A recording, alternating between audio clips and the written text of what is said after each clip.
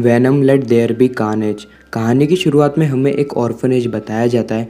Orphanage एक ऐसी जगह होती है जहाँ पर उन बच्चों को रखा जाता है जिनके माता पिता इस दुनिया में नहीं हैं। वहीं पर ही हम फ्रांसिस बैरिसन को देखते हैं जो कि बहुत ज़्यादा डरी हुई होती है। फ्रांसिस के पास वाले रूम में हमें क्लेटस कैसेडी को बताया जाता है। फ्रांसिस और क्लेटस दोनों ही एक दूसरे से बहुत प्यार करते थे। क्लेटस फ्रांसिस से पूछता है कि तुम इतनी डरी हुई क्यों हो, डॉक्टर्स ने तुम्हें क्या कहा। फ्रांसिस कहती है कि मेरे म्यूटेंट बहुत तेज़ी से बदल रहे हैं और धीरे धीरे करके मैं एक पावरफुल म्यूटेंट बनती जा रही हूँ, इसीलिए वो मेरे पे एक्सपेरिमेंट करना चाहते हैं। वहीं पर ही हम देखते हैं कि पुलिस वहाँ आ जाती है और फ्रांसिस को पकड़ के ले जाती है। ये देख के क्लेटस को बहुत बुरा लगता है लेकिन वो कुछ भी नहीं कर पाता है। और फ्रांसिस के ऊपर ये जो एक्सपेरिमेंट करने वाले थे इसको इन्होंने सीक्रेट रखा था और इसके बारे में पब्लिक को नहीं बताया गया था। जब फ्रांसिस को पुलिस की गाड़ी में ले जाया जा रहा होता है उस समय फ्रांसिस जोर से चिल्लाती है। फ्रांसिस के म्यूटेशन में चेंजेस होने के कारण उसके पास एक सुपरसोनिक पावर थी जिससे कि वो बहुत तेज चिल्ला सकती थी, इतना तेज कि सामने वाले के कान फट जाए। फ्रांसिस अपनी पावर का इस्तेमाल पुलिस वाले के सामने करती है जिससे कि पुलिस वाले की हालत टाइट हो जाती है। वो पुलिस ऑफिसर सेल्फ डिफेंस के चलते फ्रांसिस को गोली मार देता है जिससे कि फ्रांसिस अपनी एक आंख खो देती है।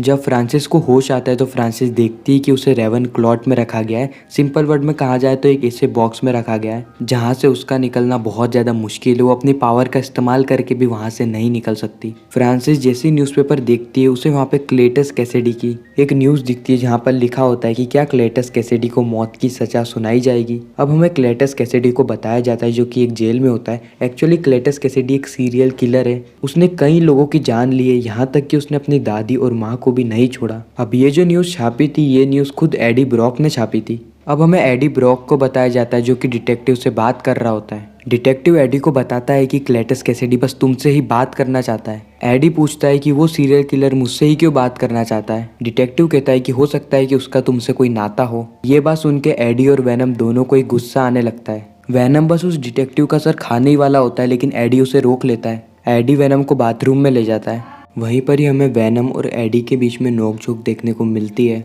फिर एडी उस सीरियल किलर से मिलने चला जाता है जिसका नाम क्लेटस कैसेडी था। एडी क्लेटस से पूछता है कि तुमने मुझे यहाँ पर किस लिए बुलाया है। क्लेटस उसे कहता है कि तुम्हें मेरे फैंस के लिए एक आर्टिकल छापना होगा और इसके बदले में मैं तुम्हें एक तड़कता भड़कता इंटरव्यू दूंगा और उस इंटरव्यू में क्लेटस अपने सारे राज खोल देगा। क्लेटस एडी को कुछ आर्टिकल प्रिंट करने को कहता है। जब एडी वहाँ से जा रहा होता है उस समय वो दीवार पे बनी हुई कुछ चित्र देखता है। बाहर डिटेक्टिव एडी से पूछता है कि क्लेटस ने तुम्हें क्या बताया, तो एडी कहता है कि उसने मुझे अभी कुछ भी नहीं बताया। फिर एडी वहाँ से घर चला जाता है। घर जाते ही वेनम एक किताब पे जेल में बनी दीवार के चित्र बनाने लगता है। वेनम ने जो चित्र बनाए थे वो एकदम घर जैसा लग रहा था, इसलिए वो इसे लैपटॉप पे सर्च करते हैं और बाद में इन्हें वैसी की वैसी लोकेशन मिल जाती है। ये लोकेशन वही लोकेशन थी जहाँ पर क्लेटस कैसेडी ने बहुत सारे लोगों को मार के दफना दिया था। ये सारी चीजें ढूंढकर एडी एक तरीके से हीरो बन गया था। अब सारी डेड बॉडी मिलने के बाद सीरियल किलर यानी क्लेटस कैसेडी को मौत की सजा सुनाई जाती है और ये खबर जब फ्रांसिस को मिलती है तो उसको बहुत बुरा लगता है। जैसे एडी घर आता है उस समय वेनम एडी से कहता है कि मुझे इंसान का सर खाना है। मैं चॉकलेट खा खा के थक गया। तुमने मुझे वादा किया था कि हम बुरे लोगों का सर खाएंगे और अभी तक मैंने एक का भी सर नहीं खाया है। मेरे पेट में चूहे कूद रहे हैं। एडी कहता है कि हम अभी किसी का सर नहीं खा सकते क्योंकि हम पहले से ही इस सीरियल किलर के केस में उलझे हुए हैं और अगर कुछ भी गड़बड़ होती है तो FBI का सबसे पहला शक हम पर ही जाएगा। लेकिन वेनम को ये सब अच्छा नहीं लगता है। एडी उस शॉप पे जाता है जहाँ से वो हर बार वेनम के लिए चॉकलेट लेता है, लेकिन वहाँ पर जाने के बाद उसे पता चलता है कि चॉकलेट ख़त्म हो गई है। अब एडी वेनम को मुर्गियों को खिलाने के लिए ले जाता है लेकिन बीच में ही वेनम एक गुंडे को पकड़ लेता है और कहता है कि ये बुरा इंसान है, मुझे इसका सर खाने दो। लेकिन जैसे तैसे करके एडी वेनम को संभालता है और बाद में वेनम मुर्गियों के सर खा जाता है। अब हमें दिखाया जाता है कि एडी एनी से मिलने आया होता है और एनी एडी को बताती है कि उसकी और डैन की मैरिज हो चुकी है। ये बात सुन के एडी का दिल टूट जाता है। अब वेनम एडी को कहता है कि इसने तुम्हें धोखा दिया है। एनी देखती है कि एडी अकेले में ही बात कर रहा है। ये देख के एनी समझ जाती है कि ये अकेले में बात नहीं कर रहा है, ये वेनम से बात कर रहा है। फिर एनी एडी से पूछती है कि क्या तुम्हारे अंदर वेनम है, तो एडी जवाब देता है कि हाँ। एनी वेनम से कहती है कि वेनम एडी का ख्याल रखना। फिर एडी एनी को कॉन्ग्रेचुलेशन बोल के वहाँ से चला जाता है। अगले दिन हम देखते हैं कि वेनम खाना बना रहा होता है और एडी को एक लेटर आता है और वो लेटर क्लेटस कैसेडी का होता है। उसमें लिखा था कि मेरे मौत का तमाशा देखने तुम्हें आना होगा क्योंकि तुम्हारे ही कारण मुझे मौत की सज़ा हुई है। और उस लेटर में क्लेटस अपनी छोटी सी स्टोरी भी बताता है कि उसने कैसे अपनी दादी को धक्का दे के मार दिया। उसने कैसे अपने मॉम के बाथटब में हेयर ड्रायर फेंका जिससे उसकी मॉम की भी मौत हो गई। और वो अपने डैड से भी बहुत ज़्यादा लड़ाई करता था जिससे कि उसके डैड ने उसे सेंट एस्टेट स्कूल भेज दिया। और वहाँ के बच्चे क्लेटस को बहुत ज़्यादा परेशान करते थे। और वहीं पर ही फ्रांसिस से क्लेटस की मुलाकात होती है और ये दोनों बहुत अच्छे दोस्त बन जाते हैं। उस लेटर के आखिर में लिखा था कि वो एडी से मिलना चाहता है, वो भी आखिरी बार। एडी डिसाइड करता है कि हाँ वो आखिरी बार क्लेटस कैसिडी से मिलेगा क्योंकि इसके बाद उसको मौत की सज़ा हो जाएगी। कुछ समय बाद एडी क्लेटस से मिलने के लिए जेल में चला जाता है। वहाँ पर वो क्लेटस से मिलता है तो क्लेटस उसे कहता है, क्लेटस कहता है कि मैं एक परिवार चाहता था। एडी कहता है कि हाँ तभी तुमने अपनी माँ और दादी को मार दिया। क्लेटस कहता है कि तुम्हें यह मालूम है कि मैंने उन्हें मार दिया, लेकिन तुम्हें यह नहीं मालूम है कि उन्होंने मुझे कितना टॉर्चर किया था। क्लेटस कैसिडी कहता है कि मैं तुम्हें कुछ दुआएं देना चाहता हूँ कि तुम्हारा दिल टूट जाए। मेरी दुआ है कि तुम जिंदगी भर अकेले रहो। क्लेटस कैसिडी कहता है कि तुम कैंसर हो उन लोगों के लिए जिन लोगों ने तुमसे प्यार किया। ये बात सुन के वैनम को बहुत ज़्यादा गुस्सा आता है तो वैनम क्लेटस कैसिडी पे हमला कर देता है, लेकिन वहीं पर ही क्लेटस एडी का हाथ काट लेता है जिससे कि एडी का कुछ खून क्लेटस के अंदर चला जाता है। ये सब होने के बाद एडी वहाँ से चला जाता है। अब एडी को वैनम पे गुस्सा आता है। एडी वैनम पे चिल्लाता है और कहता है कि तुमने ऐसा क्यों करा? तुम्हें ज़रा सा भी अंदाज़ा है कि अगर हम वहाँ पे पकड़े जाते तो हमारे साथ क्या होता? इसी बीच में वैनम और एडी के बीच में लड़ाई होने लग जाती है। वैनम एडी से कहता है कि तुम मेरे आने से पहले एक लूज़र थे और मेरे आने के बाद ही तुम हीरो बन पाए हो। एडी वैनम से कहता है कि मैं ही था जिसने तुम्हें अपने शरीर में लिया और मेरे ही कारण तुम अभी तक जिंदा हो। और इस बात से वैनम को बहुत ज़्यादा गुस्सा आता है। वैनम उसके घर में तोड़फोड़ करना शुरू कर देता है, टीवी ऑन फेंक देता है और वैनम अब गुस्से में एडी का शरीर छोड़ के भी चला जाता है। अब दूसरी तरफ हम देखते हैं जहाँ पर क्लेटस कैसिडी को मारा जा रहा होता है, लेकिन क्योंकि क्लेटस ने कुछ टाइम पहले एडी का हाथ काटा था जिससे कि एडी का कुछ खून क्लेटस के अंदर चला गया था और उस खून में मिला हुआ था एक सिम्बियोट यानी वैनम का एक छोटा सा टुकड़ा, जिससे कि जन्म होता है कार्नेज का और कार्नेज वहाँ पे तबाही मचाना शुरू कर देता है। कार्नेज बहुत ही ज़्यादा शक्तिशाली होता है और वहाँ के पुलिस वालों पे हमला कर देता है।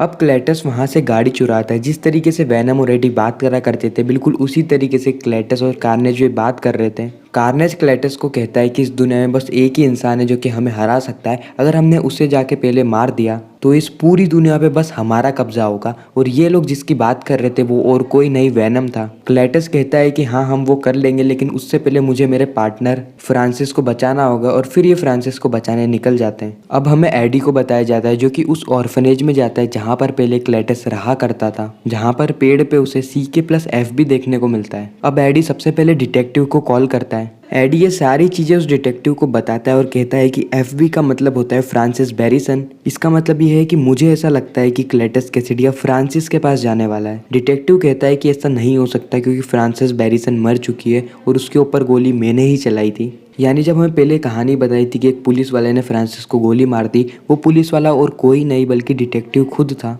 लेकिन डिटेक्टिव को अभी तक ये बात नहीं मालूम थी कि फ्रांसिस बैरिसन अभी भी जिंदा है। क्लेटस वहाँ से एक शॉप के ऑनर को मार देता है और उसके कंप्यूटर से कार्नेज की मदद से वो पुलिस की टॉप सीक्रेट लोकेशन का पता लगाता है जहाँ पर फ्रांसिस को रख के उसके ऊपर एक्सपेरिमेंट किया जा रहा था। अब क्लेटस उस टॉप सीक्रेट लोकेशन पे पहुंच जाता है। वहाँ पे पहुंच के वो फ्रांसिस को बचाता है और कार्नेज की मदद से वहाँ के पुलिस वालों को मार के वहाँ से भाग गिरा होता है। वहाँ पर बहुत सारे पुलिस वाले इन्हें घेर लेते हैं। फिर वहाँ पे क्लेटस के अंदर से कार्नेज बाहर आता है जो कि कुछ ही मिनटों में पुलिस वालों को ढेर कर देता है। लेकिन इसी के बीच में हम देखते हैं कि फ्रांसिस जोर से चिल्लाती है क्योंकि फ्रांसिस एक म्यूटेंट है, इसलिए उसकी आवाज़ बहुत ही ज़्यादा पावरफुल है और उसके पास सुपर सोनिक पावर है। लेकिन तेज आवाज़ सिम्बियोट के लिए बहुत ही ज़्यादा खतरनाक होती है और जानलेवा होती है। इससे उस सिम्बियोट की मौत भी हो सकती है और यही बातें क्लेटस फ्रांसिस को समझाता है। ये सब देखने के बाद पुलिस एडी को कस्टडी में लेती है क्योंकि क्लेटस कैसिडी बस एक ही जने से हर बार बात करा करता था और वो जना था एडी ब्रॉक और पुलिस को ऐसा लगता था कि एडी ने ही उसकी मदद करी है वहाँ से भागने में। एडी कुछ भी कहने से पहले एक लॉयर को बुलाता है और वो लॉयर और कोई नहीं एनी थी। अब एनी एडी से मिलने आ जाती है जहाँ पर एडी एनी को बताता है कि बाहर जो कुछ भी हो रहा है ये सब मैं नहीं कर रहा हूँ, ये सब कर रहा है क्लेटस कैसिडी। उसने मेरा हाथ काटा था जिससे कि उसके अंदर भी सिम्बियोट का एक टुकड़ा चला गया था, लेकिन पता नहीं किस तरीके से वो सिम्बियोट पूरी तरीके से एक्टिव हो गया है। फिर एडी एनी को बताता है कि अब वैनम उसके साथ नहीं है और वो एनी को रिक्वेस्ट भी करता है कि वो वैनम को बुला के लाए, जिससे कि एडी अपनी जान तो बचा ले साथ ही साथ क्लेटस कैसिडी को भी मार दे, इससे पहले कि क्लेटस खुद उसे मार दे। अब एनी उस शॉप में जाती है जिस शॉप में एडी वैनम को चॉकलेट खिलाने लाया करता था और यहाँ पर हमको एक सरप्राइजिंग सी चीज़ देखने को मिलती है कि उस शॉप की ओनर के अंदर ही वैनम है। ऐसा इसीलिए क्योंकि वैनम थोड़ी थोड़ी देर में बॉडी बदल रहा था, क्योंकि उसे बहुत कम लोगों की बॉडी सूट होती है और उसको अभी तक वो बॉडी नहीं मिल रही थी। एनी वैनम से कहती है कि तुम्हें एडी के अंदर जाना चाहिए क्योंकि क्लेटस कैसिडी अब आज़ाद हो गया है और वो किसी भी वक्त एडी पे हमला कर सकता है। वैनम एनी को कहता है कि एडी ने मुझे कहा है कि उसे मेरी ज़रूरत नहीं है, इसीलिए मैं नहीं आऊँगा। एनी पहले वैनम से रिक्वेस्ट करती है और प्यार से उसे कहती है कि तुम्हें एडी के अंदर जाना चाहिए और फिर वैनम एनी की बात मान लेता है और एनी के शरीर में चला जाता है। एनी वहाँ से पहुँचती है पुलिस स्टेशन में जहाँ पर एनी वैनम की मदद से एडी को वहाँ से बाहर निकाल देती है और अब फाइनली एनी के शरीर में से वैनम निकल के चला जाता है एडी के शरीर में। अब दूसरी तरफ हम देखते हैं कि क्लेटस डिटेक्टिव के पास आता है। डिटेक्टिव क्लेटस को देखते ही उस पर शूट कर देता है, लेकिन कार्नेज की मदद से वो डिटेक्टिव को पकड़ लेता है। वहीं पर ही हमें फ्रांसिस को बताया जाता है जो कि एडी के घर में जाती है। फ्रांसिस को एडी के घर में एडी और एनी की फोटो मिलती है, जिससे कि फ्रांसिस अब एनी के पास चली जाती है। फ्रांसिस एनी को कहती है कि तुम हमारी शादी में जरूर आना। फिर डैन एडी को कॉल करता है और कहता है कि कुछ लोग आए थे जो कि एनी को पकड़ के ले गए। अब दूसरी तरफ हमें बताया जाता है कि क्लेटस और फ्रांसिस की अब शादी हो रही है और क्लेटस फ्रांसिस के लिए गिफ्ट के तौर पे डिटेक्टिव को लाया है, क्योंकि डिटेक्टिव ने फ्रांसिस के आंख पे गोली मार दी थी, जिससे कि फ्रांसिस उसे मार के अपना बदला ले सके। और फ्रांसिस क्लेटस के लिए गिफ्ट के तौर पे एनी को लाई होती है। अब क्योंकि एनी वहाँ है तो एनी को बचाने के लिए एडी भी आएगा और एडी से अच्छा गिफ्ट क्लेटस के लिए और कुछ हो ही नहीं सकता। और यहीं पर ही एंट्री होती है एडी ब्रॉक यानी वैनम की। जैसे ही वैनम आता है कार्नेज भी क्लेटस के शरीर में से बाहर आ जाता है। अब फ्रांसिस यहाँ पे क्लेटस की मदद करने के लिए एडी की तरफ यानी वैनम की तरफ जोर से चिल्लाती है और ये देख के कार्नेज फ्रांसिस पे हमला कर देता है, क्योंकि इतनी तेज आवाज से किसी भी सिम्बियोट की मौत हो सकती है। और कार्नेज को फ्रांसिस पसंद भी नहीं थी क्योंकि फ्रांसिस बहुत ज़्यादा चिल्लाती है। और अब हमें देखने को मिलता है इस मूवी का सबसे बड़ा फाइट सीन, वो भी वैनम और कार्नेज के बीच में। और यहीं पर ही हम देखते हैं कि कार्नेज वैनम पे कुछ हद तक भारी पड़ रहा होता है। इसी बीच में डैन आ जाता है। डैन कार्नेज के ऊपर आग फेंकता है, जिससे कि कुछ हद तक कार्नेज वैनम को नहीं मार पाता है और वैनम को कुछ टाइम मिल जाता है जिससे कि वो कार्नेज के ऊपर हावी हो सके। फिर कार्नेज डैन को मारने के लिए जाता है, लेकिन उसी बीच वैनम कार्नेज को रोक लेता है और यहाँ पर बहुत ही जोर से एक घंटा बजता है, जिसकी आवाज से दोनों ही सिम्बियोट्स अंदर चले जाते हैं। और अब हमें क्लेटस और एडी के बीच में फाइट देखने को मिलती है। और आवाज खत्म होने के बाद वैनम और कार्नेज वापिस से बाहर आ जाते हैं, लेकिन इस बार वैनम अपनी पूरी ताकत से कार्नेज पे हमला करता है। लेकिन इसी बीच में बहुत सारे बड़े बड़े पत्थर वैनम के ऊपर गिर जाते हैं, जिससे कि वैनम वहां से हिल भी नहीं पा रहा था। और इसी मौके का फायदा उठा के कार्नेज एनी को बहुत ऊपर ले जाता है। वहीं पर ही डैन आ जाता है और डैन वैनम की मदद करता है पत्थर को हटाने में। दूसरी तरफ हम देखते हैं कि कार्नेज अब फ्रांसिस पे हमला कर देता है, क्योंकि कार्नेज को फ्रांसिस बिल्कुल भी अच्छी नहीं लगती है। कार्नेज को फ्रांसिस से इसलिए चिढ़ मचती क्योंकि फ्रांसिस किसी भी वक्त जोर जोर से चिल्लाने लगती है। और यहीं पर ही हम देखते हैं कि क्लेटस और कार्नेज आपस में ही लड़ रहे होते हैं, क्योंकि क्लेटस नहीं चाहता कि फ्रांसिस को कुछ भी नुकसान पहुंचे। इससे हमें यह पता चलता है कि एक सिम्बियोट और इंसान के बीच में कोऑर्डिनेशन बहुत ज्यादा जरूरी है, जो कि एडी और वैनम के बीच में है, लेकिन कार्नेज और क्लेटस के बीच में नहीं है। अब कार्नेज इतनी ऊंचाई से एनी को फेंक देता है, लेकिन वैनम अब निकल चुका था। वैनम आके एनी को बचा लेता है और एनी और डैन को वहां से जाने का कहता है। वैनम देखता है कि फ्रांसिस उसके पास आ रही है, तो वैनम फ्रांसिस को वहां से नीचे धक्का दे देता है, जिससे कि फ्रांसिस उस घंटे से टकराती है और बहुत तेज से नीचे गिर रही होती है। लेकिन नीचे गिरने से पहले वो बहुत तेज चिल्लाती है। वो इतना तेज चिल्लाती है कि उस बिल्डिंग के सारे कांच टूटने लगते हैं। वो पूरी बिल्डिंग धीरे धीरे करके नीचे गिरने लगती है और वो दोनों ही सिम्बियोट अपने होस्ट यानी एडी और क्लेटस के शरीर में से निकल जाते हैं और वो दोनों भी नीचे गिरने लगते हैं। वैनम फटाफट एडी के शरीर में चला जाता है और जैसे ही कार्नेज क्लेटस के शरीर में जाने वाला होता है, वहीं पर ही एडी आके यानी वैनम आके उसे रोक देता है। और कार्नेज वैनम का कुछ भी नहीं बिगाड़ पाता है, क्योंकि बिना बॉडी के सिम्बियोट कुछ भी नहीं कर सकते।